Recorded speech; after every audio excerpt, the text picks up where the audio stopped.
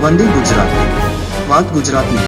औकात शब्द को लेकर मधुसूदन मिस्त्री जी ने कहा था कि हम प्रधानमंत्री नरेंद्र मोदी जी की औकात दिखा देंगे।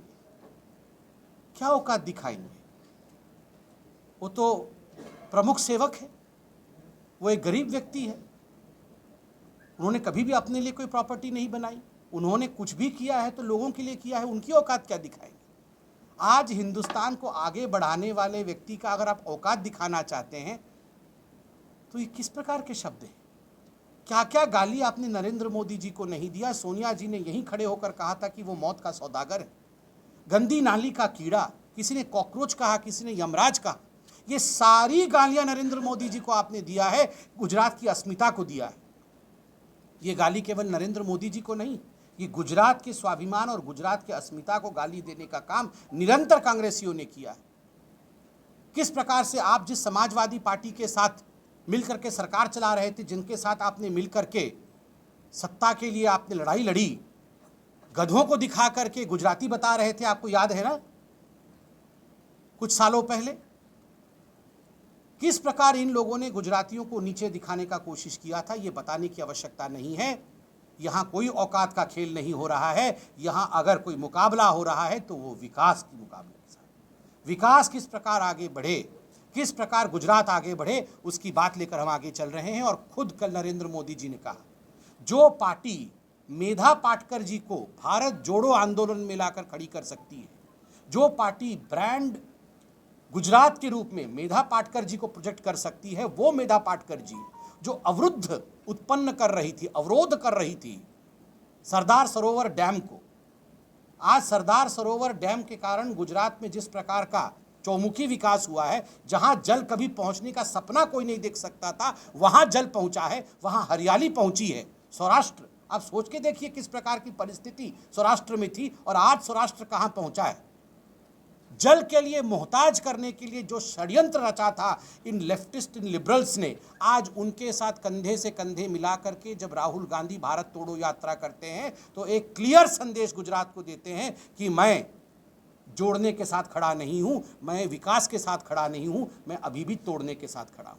राहुल गांधी आए थे और मुझे तो बड़ा आश्चर्य हुआ। मैंने जब देखा वो वीडियो जो आज पूरे हिंदुस्तान में चल रहा है कि राहुल गांधी जी को सुनने के लिए तो उनके कार्यकर्ता, जो मंच पे उनके नेता मौजूद थे, वो भी सुनना नहीं चाहते हैं। उनके भरत सिंह सोलंकी जी ट्रांसलेशन कर रहे थे, शायद बीच में छोड़ के चले गए कि मैं ट्रांसलेशन नहीं करूंगा, अब हो गया बहुत, आप ही बोल दो जो बोलना है।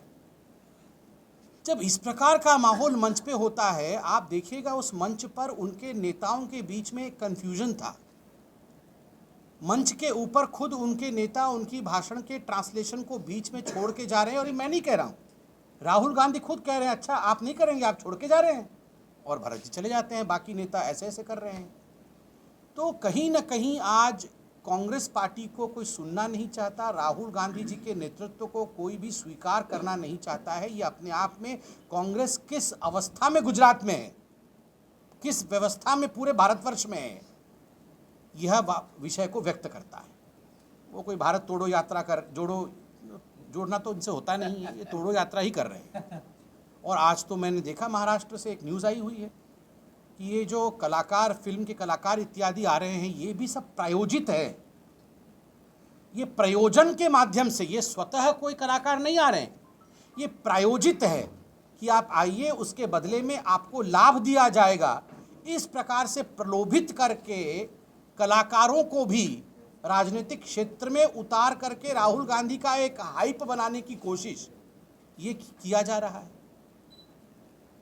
कितनी बार ये कोशिश की जा चुकी है राहुल गांधी को रीलॉन्च करने की, मगर मैं बार बार कहता हूँ, रॉकेट में फ्यूल नहीं है, फ्यूल खत्म हो चुका है। कितनी बार भी लॉन्च करने की कोशिश करिए, ये लॉन्च नहीं हो सकता है।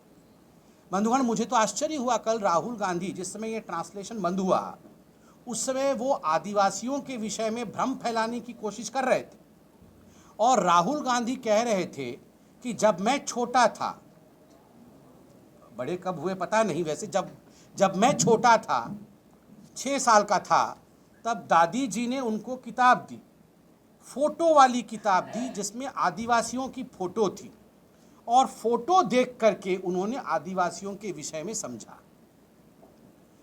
ये बचपन में फेरी टेल की कहानी की तरह आप आदिवासियों को फोटो देखकर पहचानते हो। राहुल जी, जब आप छोटे थे, 6 साल के थे और फोटो देखकर आदिवासी क्या होता है ये पहचान रहे थे, उस समय गुजरात के इस पवित्र मिट्टी में नरेंद्र नामक का एक छोटा सा बालक, उसको फोटो देखकर गरीबी क्या होती है, फोटो देखकर आदिवासी क्या होता है, फोटो देखकर भारतीयों के मूलभूत आवश्यकताएं क्या होती है, ये समझने की आवश्यकता नहीं थी, क्योंकि नरेंद्र खुद चाय बेच करके, खुद गरीबी देख करके, गरीबी झेल करके उसने प्रतिज्ञा लिया था बचपन में कि जब मैं बड़ा होऊंगा, मेरी माँ जो आज 200 सिगरेट के बराबर की धुएं को सांस से अंदर ले रही है, चूल्हे पर खाना बनाते हुए कोई भी माँ गुजरात में इस प्रकार से तड़पेगी नहीं। ये संकल्प नरेंद्र ने बचपन में ही लिया था। नरेंद्र ने उसी समय ये संकल्प लिया था कि कोई भी गरीब खाली पेट न सो सके, इसीलिए प्रधानमंत्री अन्न कल्याण योजना के माध्यम से घर घर किस प्रकार अन्न पहुंचाया जाए, उसकी चिंता नरेंद्र मोदी जी ने आज बतौर प्रधानमंत्री किया है। तो राहुल गांधी, एक तरफ आपकी फेरी टेल की कहानी है, किताब, दादी माँ, कहानी, फोटो, और एक तरफ नरेंद्र मोदी जी की अनुभूतियाँ हैं, उसे सहा है, उसे देखा है। इसलिए ये तो आप मोदी जी को समझाइए मत कि गरीबी क्या होती है। दूसरा विषय है, आपने कहा आदिवासी इस देश का मूल निवासी होता है, मालिक होता है।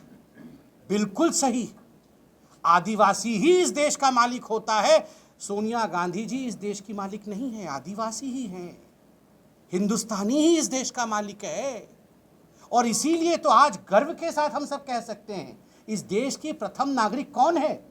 इस देश की प्रथम नागरिक, इस देश की राष्ट्रपति, प्रेसिडेंट ऑफ इंडिया, वो आदरणीय द्रौपदी मुर्मू जी हैं। और मुझे भी गर्व है, मैं उड़ीसा से आता हूँ। वो हमारे एक संघर्षशील परिवार से आकर के एक आदिवासी महिला, आप देखिए, सर्वोच्च पद पे विराजमान है। और मैं दुख के साथ कहता हूँ, पीड़ा हुई हमें जब इसी कांग्रेस पार्टी ने, इसी राहुल गांधी जी की पार्टी के बड़े बड़े नेताओं ने जिस प्रकार से राष्ट्रपति जी का अपमान किया, एक आदिवासी महिला का अपमान किया। आप कल भाषण में राहुल गांधी जी कह रहे थे कि आदिवासियों के बच्चों को डॉक्टर बनना चाहिए, उनके बच्चों को इंजीनियर बनना चाहिए, और मोदी जी नहीं बना रहे हैं। राष्ट्रपति बनी है द्रौपदी जी, और उसके लिए, उनके पद के लिए जिस प्रकार के अशोभनीय भाषा का प्रयोग आपके LOP, leader of opposition, Adhir Ranjan Chaudhary जी ने किया था, वो शब्द मैं बोल भी नहीं पा रहा हूं। जिस प्रकार के शब्दों का प्रयोग उदित राज जी ने, जिनका आप एडवाइस लेते हैं, आपका आशीर्वाद उदित राज जी के ऊपर है। उदित राज जी ने कहा था कि ये तो भारत का दुर्भाग्य है कि एक आदिवासी और द्रौपदी मुर्मू हिंदुस्तान की प्रथम नागरिक बनी है और राष्ट्रपति बनी, ये तो दुर्भाग्य है। ये आपके नेता ने कहा था, और आप यहाँ पर आके भ्रम फैलाने की कोशिश कर रहे हैं। मुझे आश्चर्य होता है इस बात से कि कल आपने कहा किसानों के पास पैसा नहीं पहुँच रहा है, युवाओं के पास पैसा नहीं पहुँच रहा है। राहुल जी, मैं आपको याद दिलाना चाहूँगा, आपके पिता स्वर्गीय राजीव गांधी जी ने कहा था कि मैं जब दिल्ली में बैठकर 100 पैसे भेजता हूं तो 85 पैसे बीच में गायब हो जाते। कहाँ गायब होते थे? ये कांग्रेसियों के जेब में ही जाते थे। उस समय तो केवल कांग्रेस पार्टी थी। तो 85 पैसे कांग्रेसियों के जेब में जाते थे, 15 पैसे ले दे के गरीबों के जेब तक पहुँचते थे, गरीबों तक पहुँचते थे। मगर आज सीना ठोक करके हम कह सकते हैं, अगर नरेंद्र मोदी जी, बड़ा प्रधान, दिल्ली में बैठ करके जब 100 पैसे भेजते हैं तो DBT के माध्यम से किसान के खाते में, महिलाओं के खाते में, गरीब के खाते में 100 का 100 पैसा पहुंच जाता है। एक भी पैसा पिलफरेज या भ्रष्टाचार के माध्यम से उसकी लीकेज नहीं होती है, वो यहाँ से वहाँ नहीं जाता है। ये फर्क है कांग्रेस और भारतीय जनता पार्टी के बीच में।